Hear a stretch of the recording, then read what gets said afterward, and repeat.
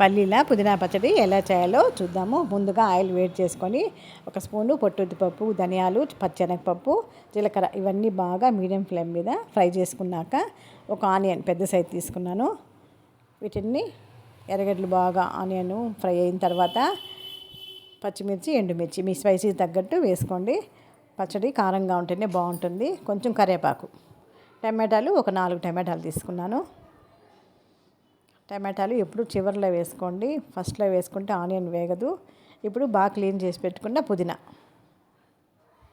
కూడా high flame మీద ఇవన్నీ బాగా మగ్గనిచ్చుకోవాలండి. బాగా మగ్గనిచ్చుకున్నాక కొంచెము సాల్ట్, పసుపు, ఇప్పుడు చింతపండు తగినంత చింతపండు, తర్వాత కొంచెం పల్లీలు ఇవన్నీ వేసి హై ఫ్లేమ్ మీద బాగా ఫ్రై చేయినాక అడుగు మాడకుండా ఉన్నప్పుడే స్టవ్ ఆపేసుకోవాలి.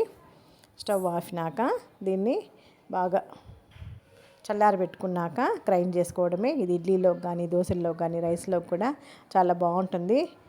టిఫిన్ ఇడ్లీలు, దోశలు కొంతమంది చిన్నపిల్లలు తినరండి. ఇలాంటి పచ్చళ్ళు చేసి పెడితే ఇడ్లీలు ఒకటి తినేది 2-3 తినేస్తారు. చాలా బాగుంటుందండి. టేస్ట్ కూడా ఈజీ ప్రాసెస్.